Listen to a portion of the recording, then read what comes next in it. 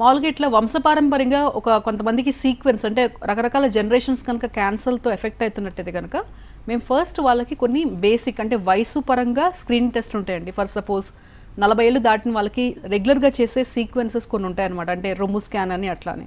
అది కాకుండా వంశపారంపర్యంగా ఏవైతే ఉన్నాయో చూసుకొని ఏదైనా సిండ్రోమ్లో అంటే ఒక జీన్ సమస్య ఉంటే కనుక 2-3 రకాల క్యాన్సర్లు వచ్చే అవకాశం ఉంటుందన్నమాట. దానిలో ఫిట్ అవుతుందో చూసుకుంటాం. అలా ఏమి ఫిట్ అవున పక్షంలో కానీ ఫిట్ అయ్యే పక్షంలో కానీ ప్రతి ఒక్కరికి కూడా ఇంట్లో కనుక క్యాన్సర్ ఉంది, మనకైనా జీన్ పరంగా సమస్య ఉండే అవకాశం ఉందా లేదా చెక్ చేసుకోవాలనుకుంటే కనుక ఒక సింపుల్ బ్లడ్ టెస్ట్ ఉంటుందండి. తెల్ల రక్త కణాల మీద చేస్తారు. తెల్ల రక్త కణాల్లో జీన్ని తీసి దాని మీద చేస్తారనమాట.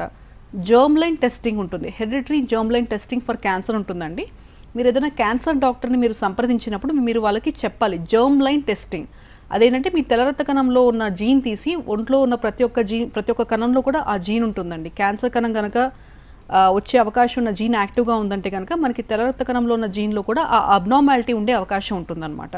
సో అది ఉందా లేదా చెక్ చేసుకుంటే మనకేమైనా మన కుటుంబంలో అంతా కూడా జన్యుపరమైన సమస్య ఉండటం వల్ల క్యాన్సర్ వస్తుందో లేదా ఒకటి నిర్ధారణ అవుతుందన్నమాట.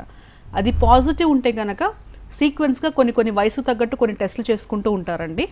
అంటే రెగ్యులర్గా వాళ్ళతో పోల్చుకుంటే కూడా వీళ్ళు కొంచెం ఎక్కువ జాగ్రత్తగా ఉండటం, ఏది పాజిటివ్ వచ్చింది ఆ పాజిటివ్ దానివల్ల ఏ క్యాన్సర్లు వచ్చే అవకాశం ఉందో చూసుకొని దాని పరంగా స్కాన్లు చేసుకోవడం అన్నీ చేస్తారండి.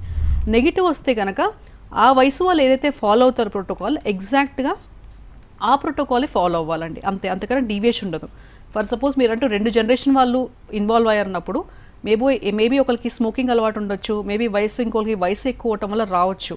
ప్రతి ఒక్కటి అట్లా 2 జనరేషన్స్ ఎఫెక్ట్ అయ్యాయంటే కనుక ఖచ్చితంగా ఏదో జన్యుపరమైన సమస్య కుటుంబంలో ఉందనుకోవటం మాత్రం అపోహ అండి.